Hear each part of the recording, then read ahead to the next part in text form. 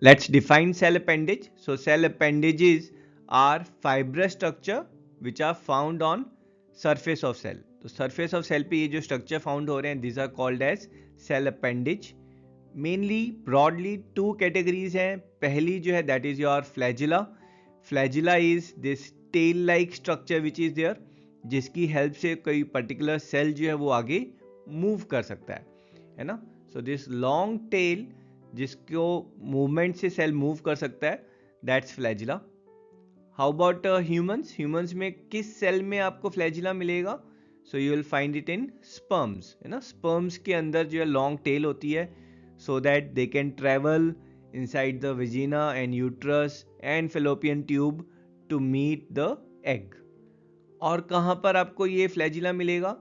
अगर आप यूग्लेना देखेंगे तो euglena is having this tail like structure to move ahead which is called flagella.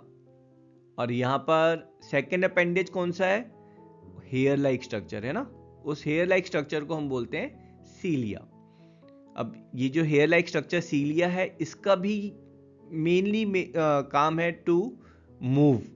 और मूवमेंट में जो है ये आपका जो है साइडवे मूवमेंट भी कर सकते हैं. फॉर एग्जांपल, ओहो ये तो स्लीपर लाइक शेप आ गई ना, which is of paramecium. Paramecium के भी सीलियाज होते हैं जिसकी हेल्प से वो मूव कर रहा है, स्लोली मूव कर रहा है ना. बट सीलिया जो है थोड़ा सा डिफरेंट होती है, क्योंकि सीलिया एट टाइम्स यूज होती है किसी और चीज़ को मूव करने के लिए भी, है ना. ह्यूमन बॉडी में सीलिया आपको कहाँ मिलेगा? ये आपको मिलेगा आपका जो विंड पाइप है वहाँ पर मिलेगा, है ना. ये अगर आप देखेंगे विंड पाइप में सीलिएटेड सेल्स हैं, और ये जो सीलिएटेड सेल्स हैं ये ऊपर जो म्यूकस है ना, उसको बाहर की तरफ, डस्ट जो है उसको बाहर की तरफ मूव कर रहे हैं. सो आपका जो विंड पाइप है उसमें you have got ciliated sales.